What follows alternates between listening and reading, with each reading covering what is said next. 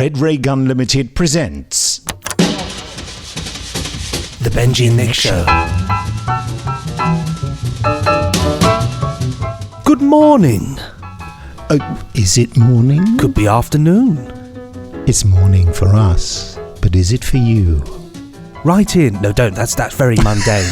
Write in and say if it's morning to podcast@nicholasbriggs.com. If you're tuned in, you're tuned in right. This is the Benji and Nick Show. My name is Benji and this is Nick. It is. And what do we do on this show, Nick? Well, we talk about cult television and matters arising. So sometimes things arise that maybe shouldn't have arisen, but they've arisen anyway.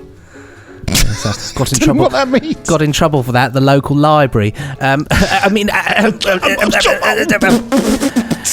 yes, this is a fun-filled cult podcast with lots of fun, and as well as that, we also are sponsored by the Gerry Anderson store, a fab store full of all the goodies from the Anderson. I was going to say Anderson era of television. It's the Anderson franchise, I suppose you would call it. The production Yes, franchise. It was funny, actually, yesterday I was in Brighton and I went to my favourite place, which I think I've mentioned on either this podcast or another podcast, called Snooper's Paradise.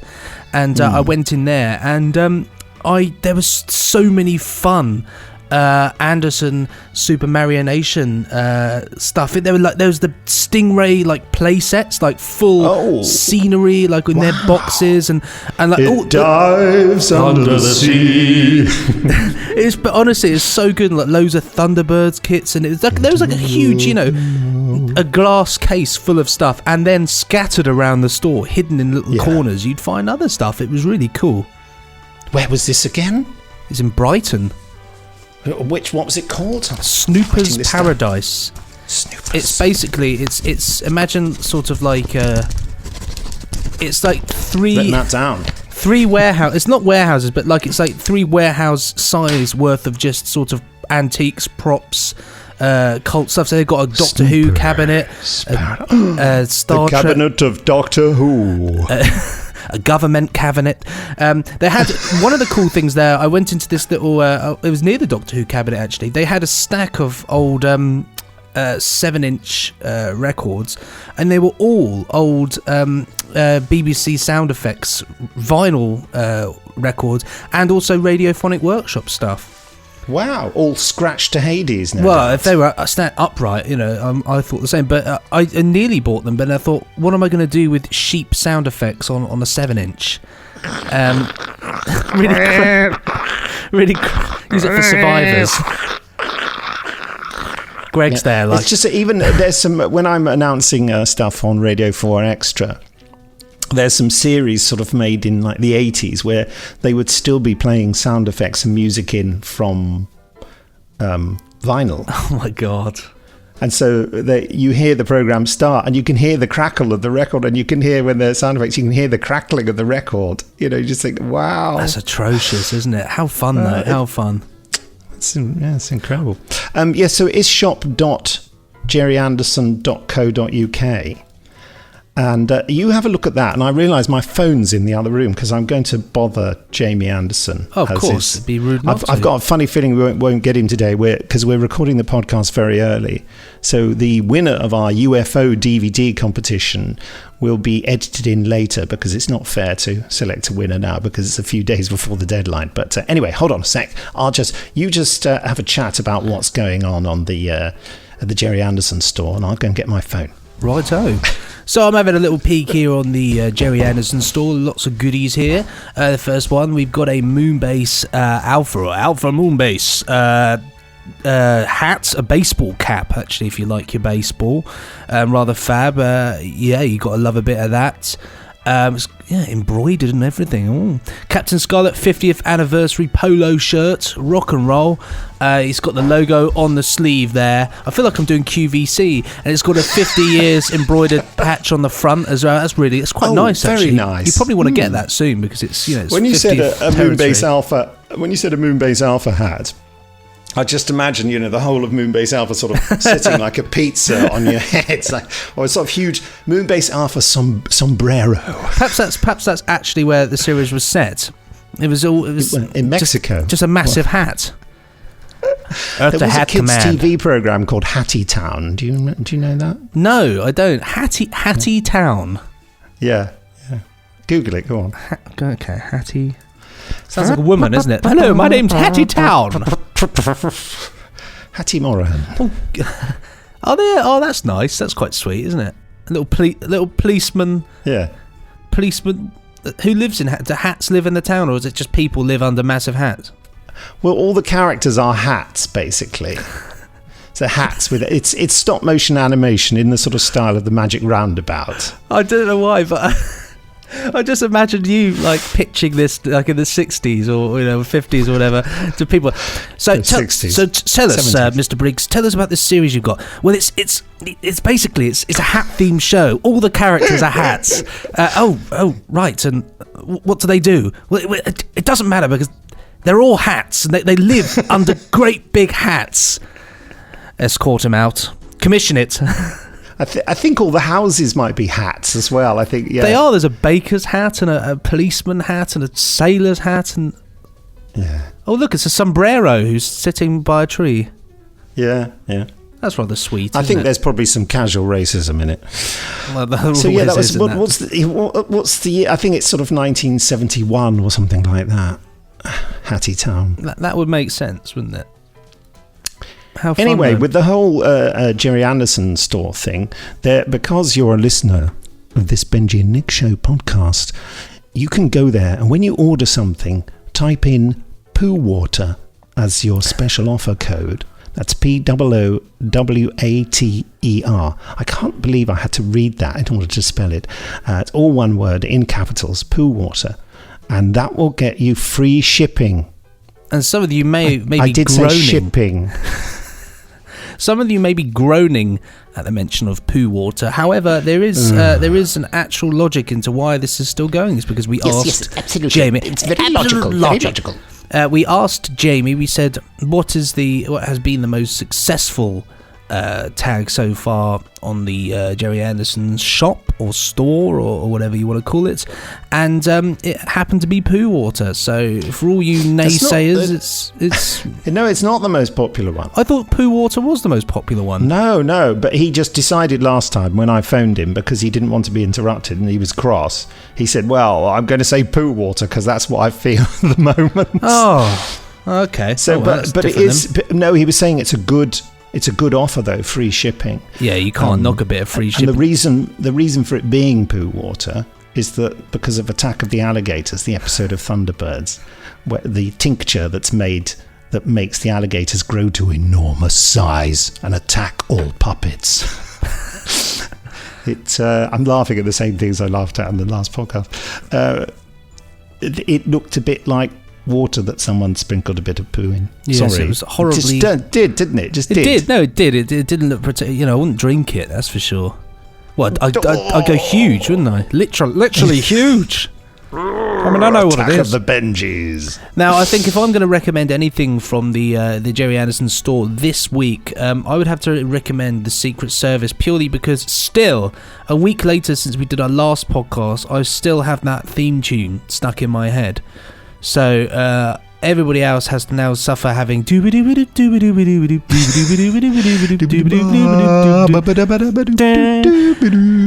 to check that out. So that's my recommendation this week. You can suffer as well by having that stuck in your head for a second consecutive week. Now, something we should have mentioned right at the top of the podcast was that our topic of the week is Worzel Gummidge, the first episode. Was it Worzel's Washing Day or something? Worzel's Washing Day. Yes, Worzel's Washing Day. Raise his hat. Oh, what wonderful imagination some you children have. So good. Whatever. Raise his hat. Raise his hat. Oh, good old Jeffrey So Bailden. that's what we'll be talking about. Worzel Gummidge, starring John Pertwee. Yes, quite. And in a way, what we've got into the habit of now doing is we're watching the first episode of different shows, and in a way that I think that's quite good, because it means that if you like what if you trust our crazy review hats, then obviously it might be for you. Also, you can watch it, and if you like it, we've just introduced you to something new that you might not have seen before. So it's like a public service. It is. We sit through Or things. a funeral service. And tell you whether it's worth your time. Very fun. Before we move on from the whole Jerry Anderson thing, we should maybe call him. See, I don't think we'll get him today. No, well, not Jerry Anderson. Sorry, James. Oh yeah, he's just got his hand over. Hello. What? You lying on something? Oh no, I'm just looking at you at a strange angle. Said the actress. No, sorry. I just mistakenly informed the listener that we were going to phone Jerry Anderson. I got that slightly wrong. Well, with your Ouija phone. So where are you, by the way? I'm in Soho. Are you? At a venue where I'm... Not Would you like an exclusive? Yeah, go on. I'm about to meet the girl in the fireplace for an interview for the Jerry Anderson podcast. Sophia Miles. Yeah, that's her. Well, do give her my love. She never remembers who I am, even though I've met her loads of times. Oh, it's paused. Oh, yeah. I'm so sorry. Did you believe that was Lee Sullivan, famous is calling me? Really? Lee Sullivan? Which interrupted the thing. Lee Sullivan, yeah, what a tyke he is. Anyway, yeah, so I'm also at a place where I'm not supposed to be making phone calls. So thanks for calling me now. It's really convenient. Yes, I thought that someone might reach over and say, "Excuse me." Yeah, watch out for the hand or the cane coming in to remove me by the neck. Well, we'll leave you to your interview with Sophia Miles and your exciting new podcast that I'm going to do an interview for as well, aren't I? You are, and I'm also hoping that Benji will do one too, as a sort of musical maestro and the man who's put together our podcast theme tune. It's so incestuous, isn't it? It's lovely though. We're like one big dysfunctional family. Listen, I'm very worried you're going to get told off, so I better sign off. Okay. I'm getting a lot of side eye, so yes, good luck with the podcast. Thank you. Bye. Bye. Ta-da! There he goes. Sophia Miles. Covered my face in water drinking them. Like a dog. Your huge tongue. Literally. So, and don't forget, there's another new part of this podcast that I'm willing to bet that Benji's forgotten about, which is 3 difficult questions on Cult TV. The funniest thing is, I had forgot about it until somebody tweeted reminding me about it, which then so actually it was okay in the end. So you've got 3 questions lined up for I've me. got 3 questions lined up, yeah. Well, the first thing we're going to do, though, is some emails. Love an email. Did you think... Funny that. The funniest thing is, the 3 difficult questions of Cult TV. I genuinely don't think I'll get any of them. I'm rubbish when put on the spot for questions, but we'll see. Well, okay. All right. Well, I'm just going to dive in here. There's Brian Doob, and his subject line is "Welcome." He says, "Hello, Nick and Benji, and possibly Jamie." Jamie's just gone. Thank you for the lovely variety of stories, anecdotes, and reviews you've shared with us. It's always great to hear people talking about classic British shows. I feel I should share a quick story with you. Back in 2006, when podcasting was quite new, it certainly was, it became clear that most British science fiction shows were not being discussed on podcasts. Even Blake 7 had only one 10-minute review in podcast form at that time. A few of us decided that this state of affairs could not stand. A few short months later, I found myself as one half of a Canadian-British duo presenting British Invaders, the podcast all about British science fiction television. Snappy title. Please feel free to remove this bit of shameful self-promotion. No, that's absolutely... He put tusk, actually. That's which is the way of writing... we all knew that. Why am I explaining things? And also, the walls hold a house up. I'll do that plugging for you, Brian. In the 10 plus years that followed, we have covered well over 100 British shows. Of course, there are now more podcasts covering these wonderful gems from the past, and I'm honoured to have such gentlemen as yourself joining in on the fun. I feel there's a feeling of better late than never coming from Brian there. But we once covered a double header of the War Game and Threads. I would love to hear you do the same, with Threads recently getting a Blu-ray release and its first US video release. It seems like a good time for that. Yes, The War Game was a film that was made, I think, by the BBC about a nuclear attack and was banned and not shown. And Threads was shown in the 80s, again, about a nuclear attack. Both were shown to world leaders at some point, I think. To Really? I believe so. That might just be a To stop them mucking about with our lives. Well, yes, quite. He also says, if that seems too intense, it would be great to hear your take on Sapphire and Steel. And most importantly, I wish you a warm welcome to the small group of podcasts covering British cult TV. Brian from Canada. Oh, and he's put a link to BritishInvaders.com. We should check that out, shouldn't we? I'll have a quick look. Yeah, that's all right. BritishInvaders.com. Oh, yeah, there's lots of... Utopia, Dr. Jekyll, Mr. Hyde. Yeah. Some funky stuff. Red Dwarf, obviously going to be awesome, isn't it? If you say so. Controversial there. Survivors. Big Finish Survivors. Ooh. Well, there. Go and have a look at British Invaders. Thank you for that, Brian. On the Survivors theme, by the way, I've been watching The Last Train. Oh, did you give it a go? Oh, you should have told me, and then we could have... Did it have a dog in it? Did somebody get chased or attacked by a dog? Oh, yeah, there are dogs. For sure. Then I have seen it. It wasn't me imagining I'd seen it. Oh, yeah, it's all about the dogs in the first couple of episodes. It's really great, actually. It's much better than I remember it being. And yeah, I never knew Nicola Walker was in it because I didn't know who Nicola Walker was then, so I have no memory of it being her. She's also got short hair, which is very confusing. Because she's the lead pretty much, isn't she, in that one? I mean, they've all got sort of, yeah. But she's kind Seems of like, that way. She's kind of leading the gang. Our friend David Tremont wrote in and said, "Hi guys, sorry to bother again. Loving the podcast as always. I was listening to How Stuff Works podcast after your two shows, obviously. He's obviously referring to the Big Finish podcast there.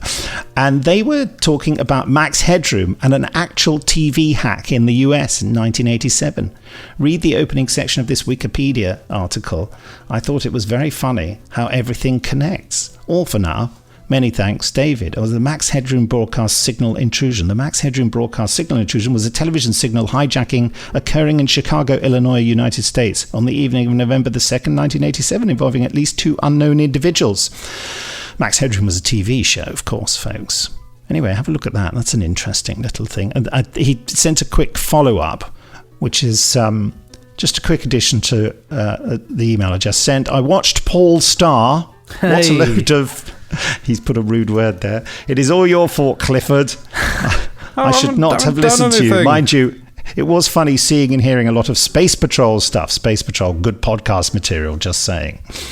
Did you ever see Space Patrol? Yes, I've seen Space Patrol. I remember talking to you about it, actually. Because it's just got a DVD release, hasn't it? And so I sent it to you, the trailer to you. I said, hey, check out, they're finally releasing it. And you were like... don't like it. It's just good.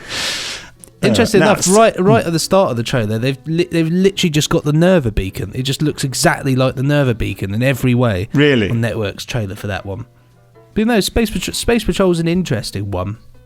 It's sort of... Sorry, your signal went then. That's why I went quiet. I see. Also, yeah, no, Space Patrol is it's interesting. I don't think it's bad, but it's not. It's not an Anderson production, is it? And it shows.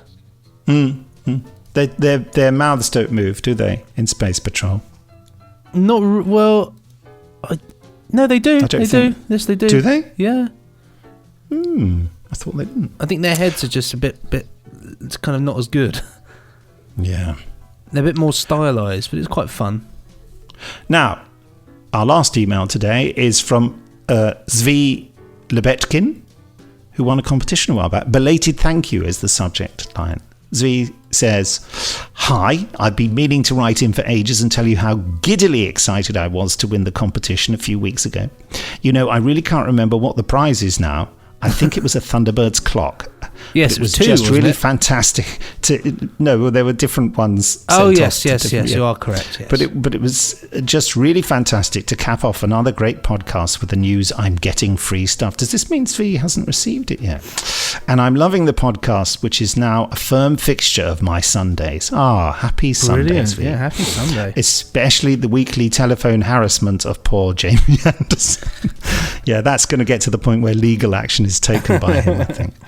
Can I suggest you cast your eyes over some classic Dennis Potter stuff, like The Singing Detective, or the more overtly science fiction Cold Lazarus in a future episode? Yes, I never saw Cold Lazarus. I've never seen Cold Lazarus, but I love The Singing Detective so much so I've got the soundtrack on vinyl actually. Yes, fascinating. Yeah. You know what? I'm enjoying your podcast so much, I'd like to offer a prize to your listeners. I'm a comic book writer, and a couple of years ago I did a genre-tastic little book called The Imperium, which was essentially a reality-bending meeting of 1960s telefantasy tropes, trying out our absolute best to avoid any copyright infringement and probably failing dismally. So we crowdsourced the funds for it and put our pilot graphic novel, packed with extra goodies like the full script, commentary, discarded artwork, and a season of weekly online Ice Warrior fan strips I did with the Italian artist Stefano Carduselli, very much in the same tradition as the Dalek strips from the 60s or the Cybermen strips from the 90s. So a free copy will wing its way to whomever wins.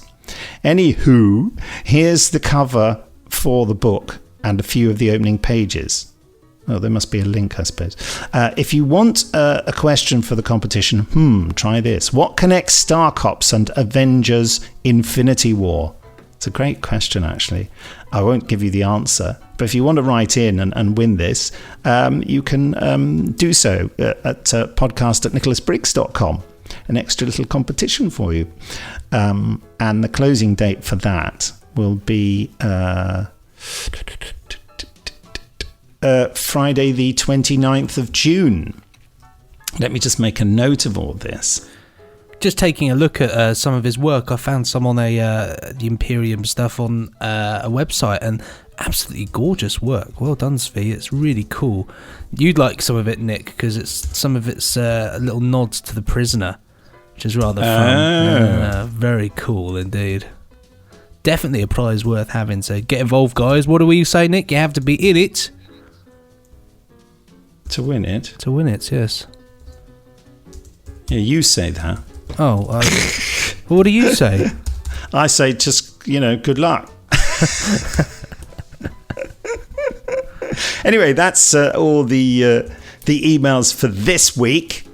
Now, what do you want to do? Let's get on to the main subject, shall we?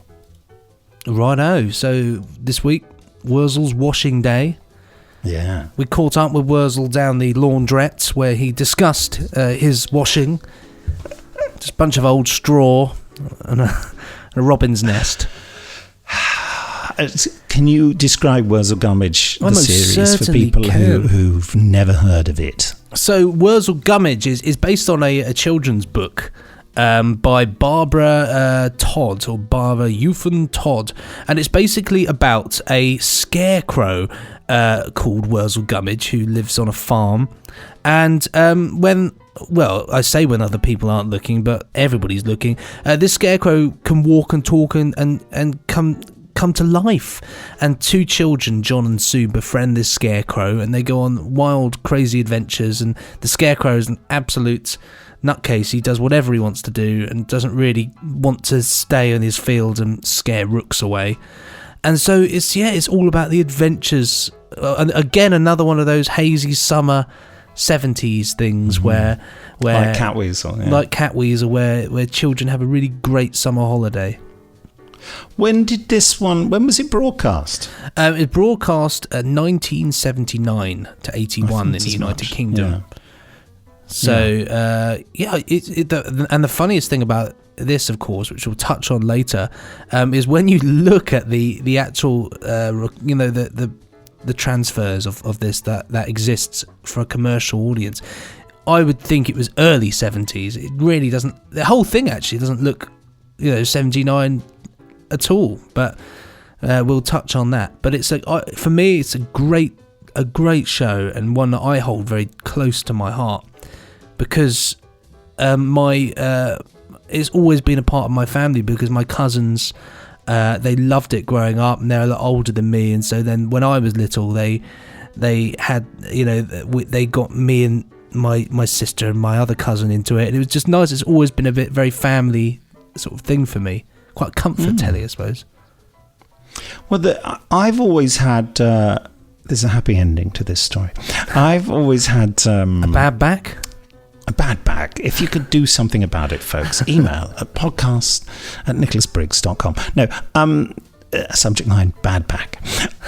I've had a problem with this series because I was too old to appreciate a kids show at the time, and also it was Jon Pertwee, and for Jon Pertwee has been completely rehabilitated in my affections now, but when he left Doctor Who, he was rude about the Daleks. He said he couldn't stand them. It said in the Daily Mirror, Jon Pertwee - I can't stand the Daleks - or inverted commas, whatever. I've got to get it right. Yes. Quits Doctor Who, and he was just, he basically was saying, I hate the Daleks, and I'm leaving Doctor Who, as if that was the reason. And as a teenager, that really upset me, because it would be no surprise to anyone that I love the Daleks and think they're dead cool and evil and nasty and a brilliant Doctor Who monster. And for him to be so rude about them, I couldn't forgive him. Yeah. So I wasn't particularly enamored of it, and also it wasn't, and it did see it. I obviously watched bits of it, and it seemed like it was trying to be Catweasel, which in a way is capturing that sort of feeling, isn't it? And I loved Catweasel because, of course, Catweasel I saw at the time when I was the correct age for it. But the brilliant thing is, I said there was a happy ending to this. Watching this again, I thought it was really magical. Oh, it's watching wonderful. It as an adult, looking back down at a kids program. Not only did I think it was magical, I thought it was beautifully made and really rather well written. It was very well written and very well performed. Acted. Yeah, exactly. Yeah, the kids are amazing, aren't they? Oh, they are fantastic, and who are the kids? So, the characters, obviously John and Sue. Was one of them was Charlotte Coleman, of course, who she was involved in a lot of things, wasn't she? Including she was in Four Weddings and a Funeral. Yeah, she was tragically died not that long ago, or maybe it was a while back now, but 2001, I think. Yeah, it was absolutely very sad and a huge loss, because she's, especially at that time, she was really, once you're in Four Weddings and a Funeral, it's a huge film, and I think she was on that upward. Definitely. She did a big comedy series for the BBC as well. She was, a very remarkable talent and a sad loss. So she's fantastic in it. And who's the boy? The boy, I don't think he went on to do anything, but his name was Jeremy Austin. Well, he's blooming good too. He's really good, and actually, there's a great documentary that was made called Return to Scatterbrook, where they interview members of the cast now, and that's really good. And he's on there talking about it. He's on there with Jeffrey Baildon actually, and they chat. But yeah, he's he sort of says it's his fondest memory, is working on that show and the best childhood he could ever have. But yes, obviously, I think the two main characters in this, Worzel Gummidge and Aunt Sally, Worzel, Jon Pertwee, and Aunt Sally, Eunice Stubbs, just so perfectly cast. I mean, obviously, this is Jon Pertwee's kind of baby, wasn't it? This show, this is what he really wanted to do and make, and it took him a long time until eventually Southern Television took on the show. But well worth persevering, I think, because it's perfect. Yes, he was. I know that quite often when I interviewed John Pertwee, he would bring up the whole Worzel Gummidge thing. By that, I don't mean a turnip. John Pertwee's brought up another turnip. He because he was furious because Southern Television lost the franchise and TVS took over Television South, and they promised, apparently according to him, to continue Worzel Gummidge, but they didn't. And of course John fought very hard, and he eventually got it made again in New Zealand, didn't he? Or as Worzel would say, Zoo Zealand. Zoo Zealand, yes. And where they replaced the Crow Man, yeah. And I don't know whether that the Zoo Zealand, Capitana Sasuke, sorry. Whether they're any good. I never saw them. Do you know what? They were quite different. The kids were so irritating in that one. I can't. I mean, I can't even remember if they were good or bad. But I actually quite liked the other Crow Man as well. But I liked it because That's blasphemy. off with his head. But there's a nice Raise bit his where Worzel looks at a little. He has a little picture that he's brought with him of Your Eminence, sir. Mr. Jeffrey Belden as the Crow Man, and then you have this new Crow Man who he's Worzel says, "You've changed your head." And he says, I'm not the Crow Man, Worzel. I am a Crow Man. Is he a New Zealander? He's weirdly enough, he's not actually. He's just just speaks with a normal accent. But he's actually very good. Normal accent? You mean an English? An English accent.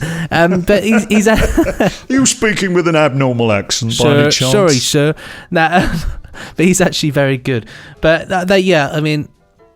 Funny enough, the music in the Worzel Down Under is actually very good. But the music in this is fantastic. I love all that. It is brilliant, isn't it? Lovely work. So I suppose, looking at this episode, you've got the fantastic Mike Berry, who I think is really a funny casting choice. He's brilliant in it. He plays the dad of the two kids. Mike Berry was in the 60s. He was quite a big musician, pop star, wasn't he? Yeah, with is it the Outlaws? Yeah, and the Rebels and the Outlaws, I think they were called. Yeah, Mike Berry and the Outlaws. Coming to it afresh, he was the only performance I wasn't that comfortable with. I mean, I thought he was fine, but I thought is this guy actually an actor? I think he's sort of a comedy. A different comedic approach, because like all throughout the series he's always nippy. All he wants to do is go to the pub or the bookies. Yes, he sort of said, I've got a bit of private business to do, so he just leaves his kids. He just leaves them. I mean, that's not neglect. That people wouldn't do that now. That wouldn't even be funny to do that in a drama now. Leave those children just to fend for themselves in the countryside. Well, I suppose they're being looked after, even though they just moved there. They're being looked after by Mr. and Mrs. Braithwaite.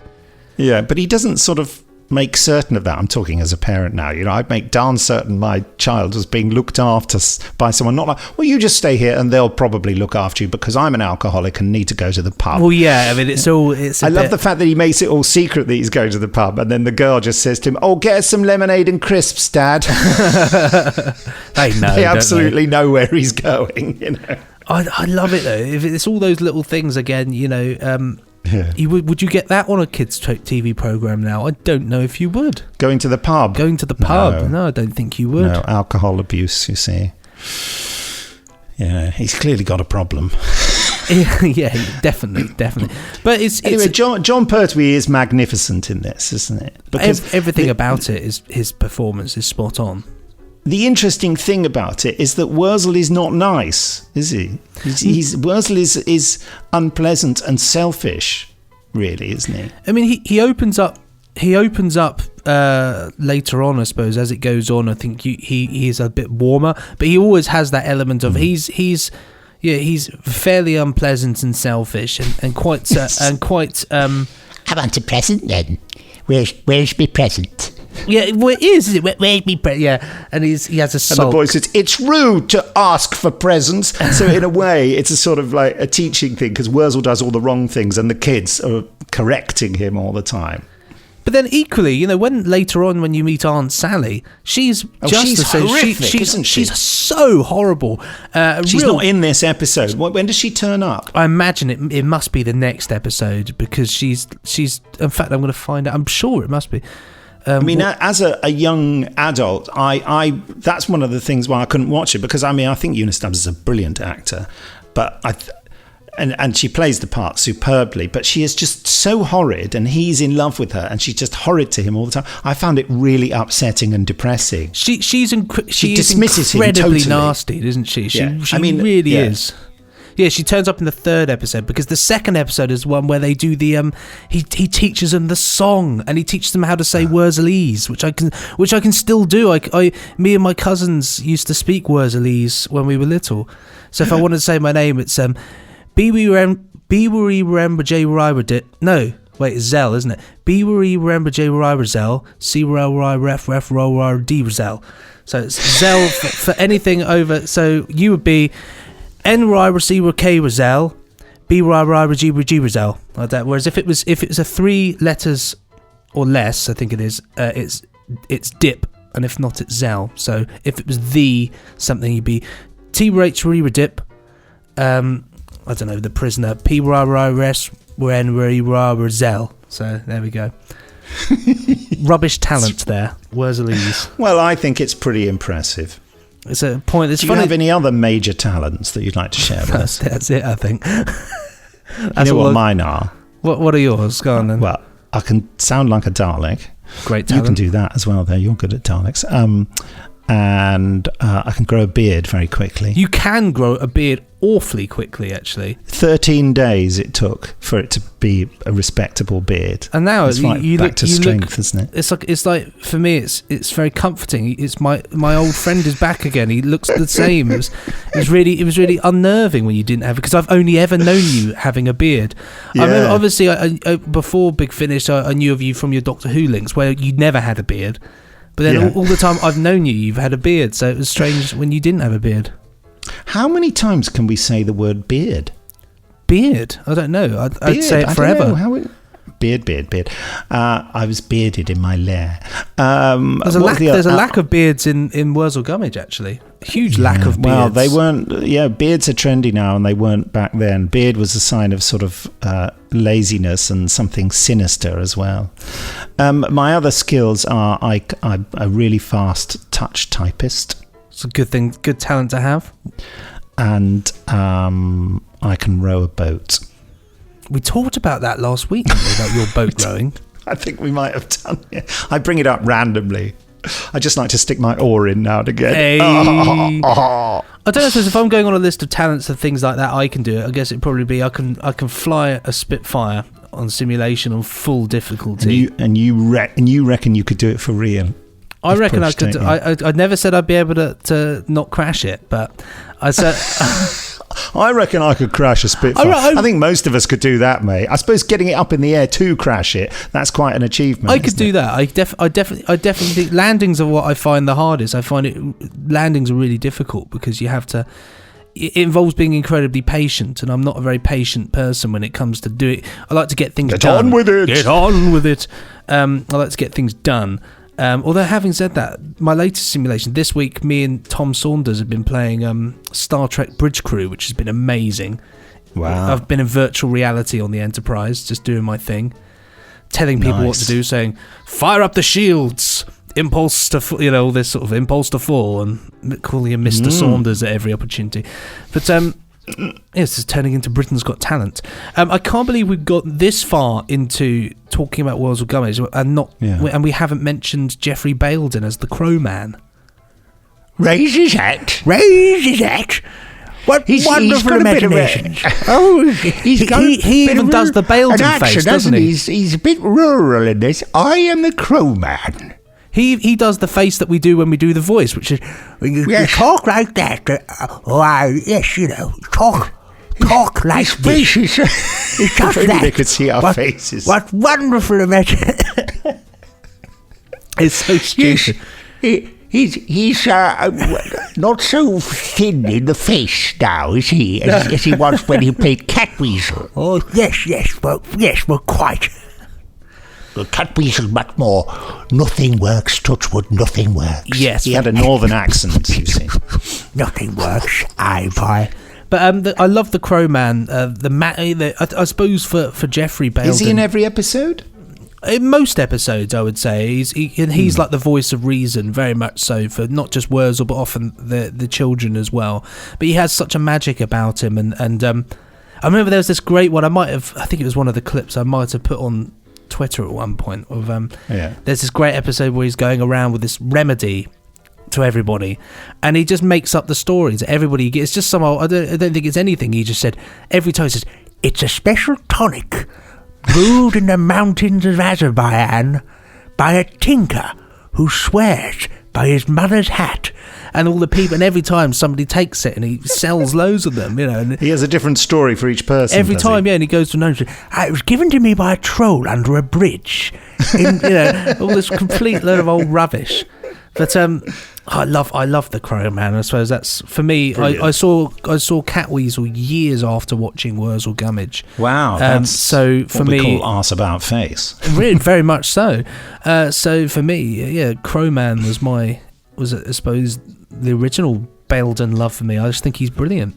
And I feel great that I met him as well and worked with him as well. So that's lovely absolutely. I mean, and some great productions as well. Actually, the Unbound Doctor Who stuff that Big Finish have worked on, because that's lovely. A little what if as to whether or not we what his time as the Doctor could have been like. Raise his head. Raise his TARDIS. Now, one thing I think, because often we.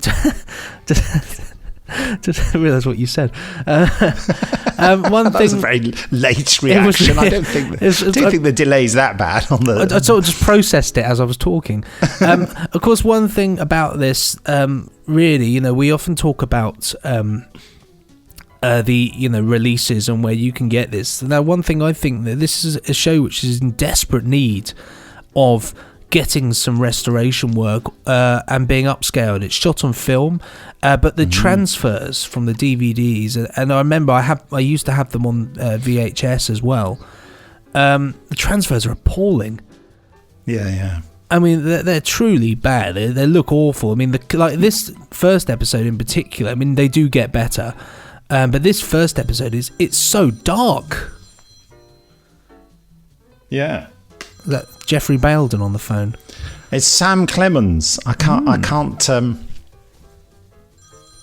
suppose I better. Hi, Sam. Hello, mate. How are you? I'm in the middle of recording a podcast at the moment. I've totally ruined your podcast. No, you're a special star guest. Listen, can I call you back?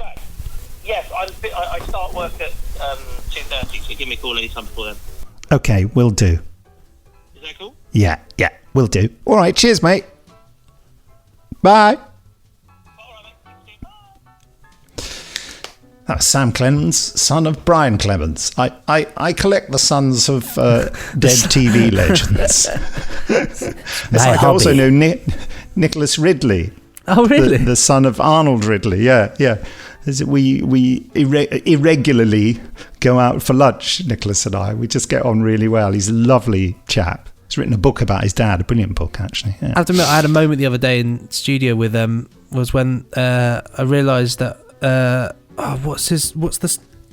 I don't want to get the name wrong, but I was in the studio with Harry Seacombe's son. Oh yes, who's absolutely he's worked for Big Finish quite a lot, and he's really good as well. He's absolutely Andy Seacombe. That's it, Andy Seacombe. Yeah. Absolutely awesome voice, such a professional. But I was I was just like, it's like Harry Seacombe, what a legend.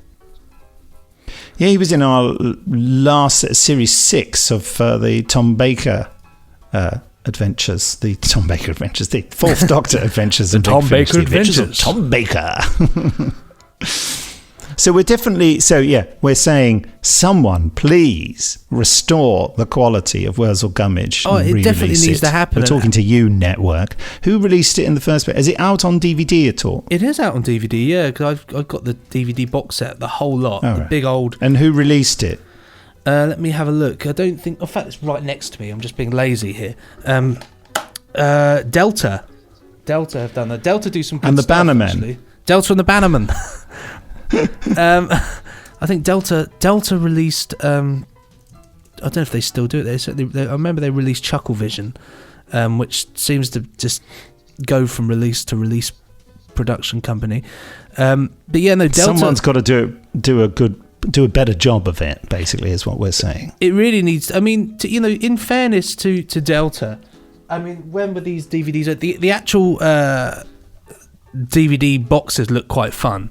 You can see it. Yeah, there. yeah. They've given it a good whack. These were made 2004, so times changed. And is there any extra material? Any value-added material? No. VAM, as they call it. I mean, it's good bang for buck. You even get the film as well. Cup of tea and There was a slice of film? cake. Yeah, it was like a musical. Has Billy Connolly, I can't never says Connolly in his in that, as well as a Scottish scarecrow.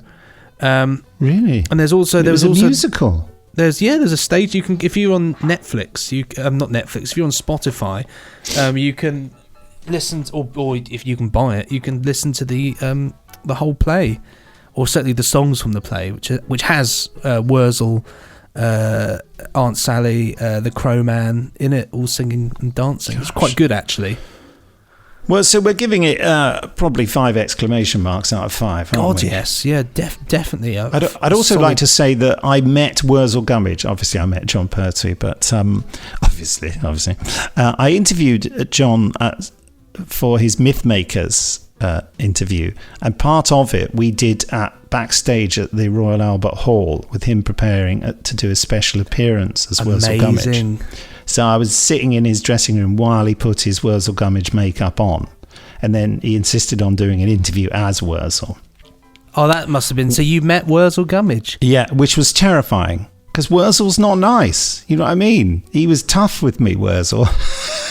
The way you're talking about, the way you're talking about, And also looking into that face with a turnip, with the nose, and he put corn on his eyebrows, which I notice in this first episode he doesn't have. Yes, I'm sure I read that they turn up later on, and that was like a thing that they weren't there in this first one. There's a little continuity detail about Worzel Gummidge there. Yeah, well, quite.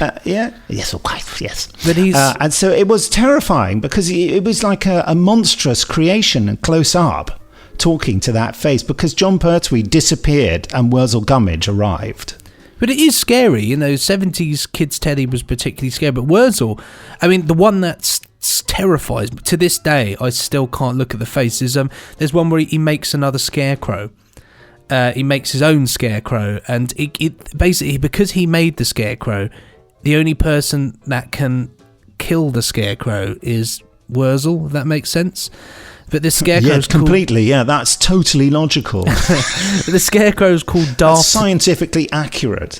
The scarecrow's called Daft Head, and it's got the most horrific. Google it, Nick. Google Daft Head. Worzel Gummidge. It's got the most horrific face. I mean, this is a lot worse, in my opinion, than Worzel. It's horrible. It's, oh my god, the stuff of nightmares. Oh, who's it played by? Andrew Taylor. I don't know his work. Oh, oh gosh, yeah. He has a boxing glove for a hand.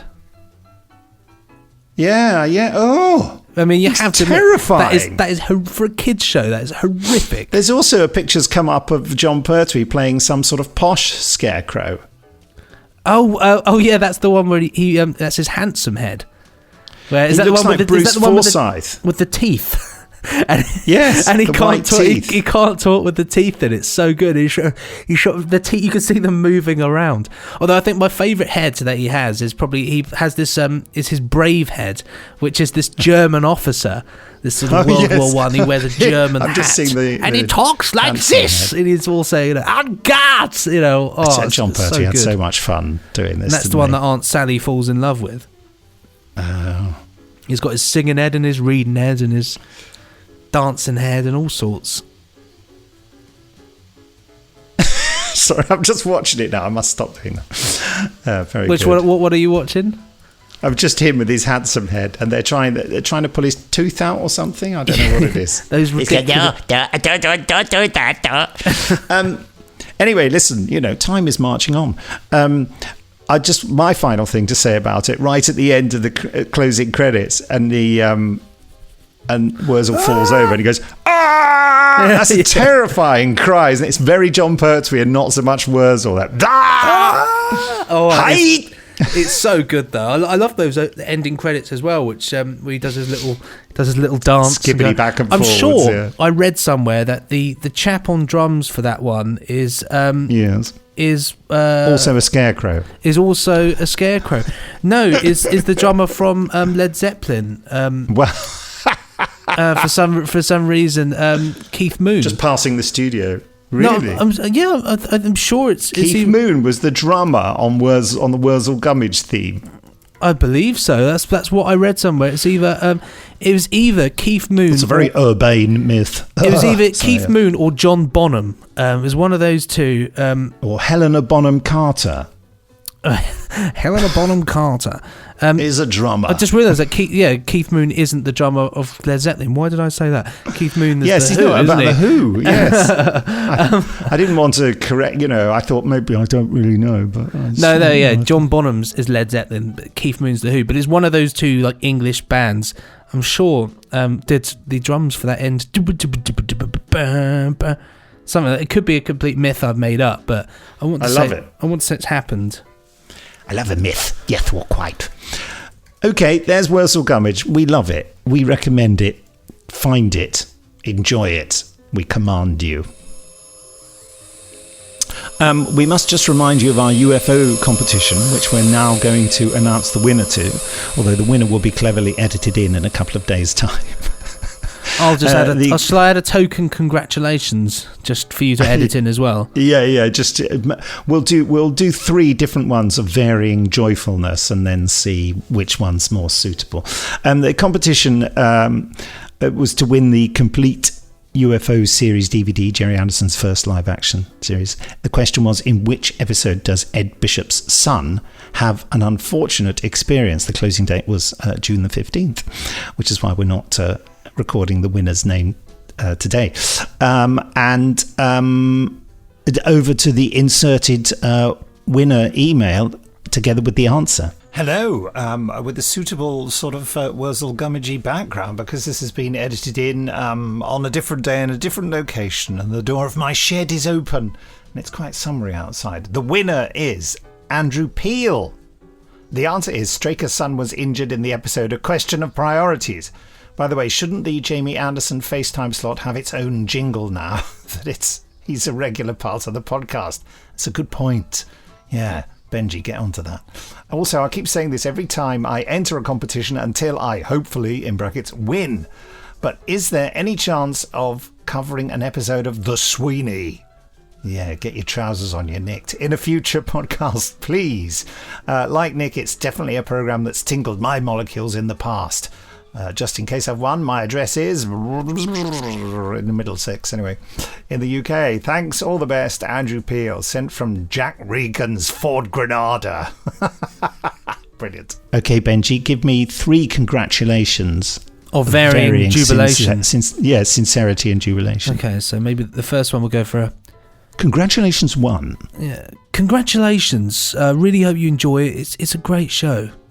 Congratulations 2. Oh, congratulations. I mean, you are going to have the best time listening to that. The internet went then, so it was hilarious. You sort of did it in slow motion and silence. I can't wait to hear that back. Congratulations.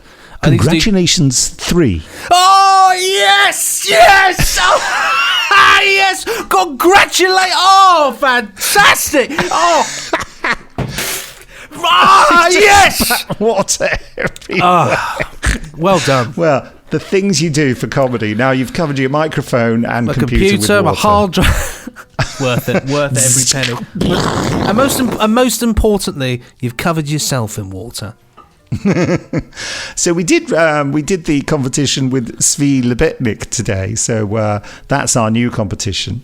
Don't forget, competition entries to podcast@nicholasbriggs.com.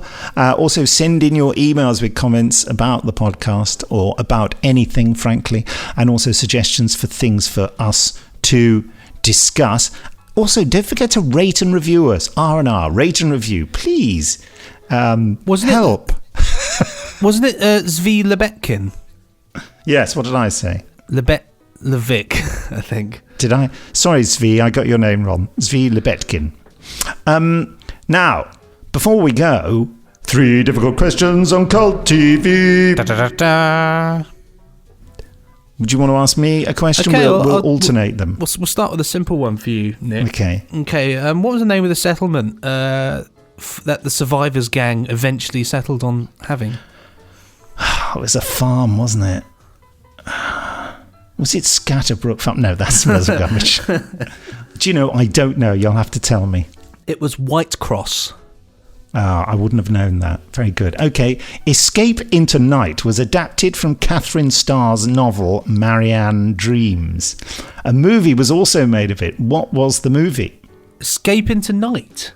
Yeah. Do you know what? I wouldn't have a clue because I honestly, I don't know anything about it. The movie was Paper House. I've not seen it. So I've not seen the movie, and I saw the kids series. The kids series, I remember loving it when I was a kid, but I've got it on DVD. But watching it again is horrific because the children are so terrible. The acting is really, really awful. Anyway, am I allowed to give that one a miss? Yes, we won't Sounds do horrendous. that one. Yes, it is. It's a shame because there's so much about it that it's good and frightening and interesting. Well, maybe we it's just should the do acting lets it down. Yeah, we'll look into that in future. Right, come on, you ask me your next question. Okay, then. So they are difficult so far. Neither of us have been able to answer. Okay, they're two very difficult questions of Cult TV. Okay, so what? This is this would be fun. Okay, so what name does the Ace of Wands and the Tripods have in common? It's a name of a character in both of them. What is the name? I don't know, but I would guess Ozymandias. What's it? Yeah, well done, Ozymandias. The name of the owl. The name that you got it. You actually got it. Well done, Ozymandias. The name of the owl, and Ozymandias in the Tripods is the name of the vagrant at the start who sort of coaxes them towards the White Mountains. Very well done. Very well done. Okay. All right. I'm one up. You're winning. You're going to win it. But I'm winning. How many episodes of the original TV series of the Quatermass Experiment survive? Oh, I want to say it's very, very little. So, yeah, but you have to give a number. Okay. Sorry to be a pedant. No, it's fine. What about 4? Don't you mean pedant? No, it's 2. The first 2. 2. Oh, okay. No, it's probably me getting confused with thinking of films as well. No, that's fine. That's fine.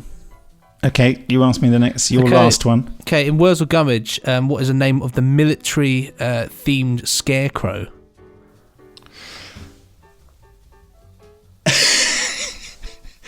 Oh, didn't you tell me? No, you didn't. That was his military head. That was his. No, because this is a different scarecrow. I don't know. I'm I'm guessing. Was it the Colonel? No. As if he wishes. No, he turns up to Worzel's wedding and in other episodes actually, and his name is Sergeant Beetroot. Is it played by Bill Maynard? I think it is. Let me double check. I think it is. I remember that now. Sergeant Beetroot. So he's in the Scarecrow wedding. Bill Maynard. Do you know, I suddenly came to me because Bill Maynard had a head shaped like a beetroot. Okay, final question. It's a scientific fact. Paul Temple, Francis Durbridge's incredibly popular amateur detective. Who played him in the BBC TV series produced by Derek Sherwin? Can you tell me what year that year would have been? Well, Derek Sherwin did it after he finished doing Doctor Who. Derek Sherwin produced Doctor Who. God, do you know what? Do you know? I just wouldn't have a clue. I'm so rubbish on thinking 1970. On the spot. Oh God.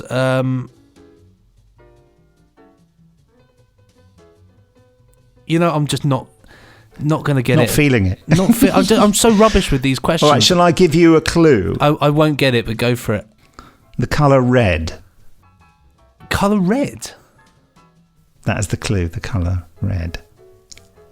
People all over the world. I don't know, Nick. I do not know. Shall I tell you why the colour red is a good clue? Okay. There's a type of red is scarlet. Oh, Ed Bishop? He was Captain Blue, mate. It's Francis Matthews, who was the voice of Captain Scarlet, but also played Paul Temple. The internet's frozen! Could you just say that again? Because it froze and went weird. I know. Francis Matthews. Oh, of course. Played Paul Yeah, Temple, of course yes. it was. Oh, my God. Yeah, no. There you go.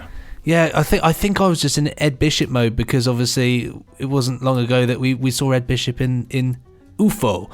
UFO. But that does make actually perfect sense. It's not easy for me either. 50 meters down under all that concrete, I have to play at being a studio executive. Let me explain more of the plot to you because I'm cross. Shoehorn it in. I'm terrible. Any more details you want? I'm so bad at doing on the spot questions. I've never been very good because it reminds me of being at school, and it's Yes. It's the Stand up! Stand up! Don't do that! Put that down. Because I hate having to think on the spot. I like to be able to. I'm more of a. I like Mull to be it able over. to Yes. mull it Well, over. see, when I was at school, we were all drilled with military precision. Oh God! Do you know? I went to a Catholic school despite not being a Catholic. Don't know how that works. And yeah, we had all that military sort of style. Stand up! Do this! Don't do that! Have a haircut! Yeah, we weren't allowed to have our hair past a certain point, and it was. But I got horrible flashbacks to being in maths. So what you're saying is that the 3 difficult questions on Cult TV is too traumatic for you to do. I'm saying that I'll do it, but I'm saying I won't be very good at it. Maybe we should do. I mean, it's not about. I can't even remember. I suppose I won. Did I win? You won, yeah. Maybe we should say 3 crazy questions on Cult TV. I don't know. I was really, when you did that, I was expecting you to do. Well, I mean, it's a sort of question, about it's a show, about a. Well, come up with another 3 next week, and we'll just make it all relaxed. We'll just riff it. Yeah, we'll just have a cup of tea, maybe dunk a biscuit, sit back, and just I think that sort of wraps it up for us, though, doesn't it? It does, yeah, like a sort quite of a long podcast, one of the longer ones. Yeah, but long, but these things, it's an oldie but a goodie. When you're in the muse to talk about things, you've got to let it out and enjoy it. And we enjoy Worzel Gummidge.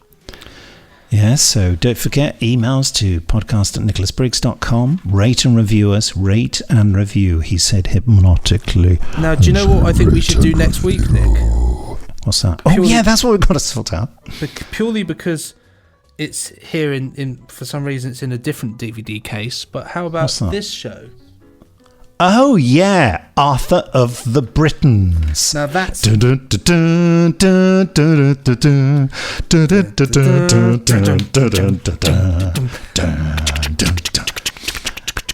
What a theme tune. It's a great show. The theme tune is written by someone great and good, isn't it? I can't remember. And the funniest thing about the theme tune is it doesn't fit the subject matter at all. It's totally over the top, because actually all you see throughout most of Arthur and the Britons is just a bunch of blokes riding around really rubbish countryside on horses.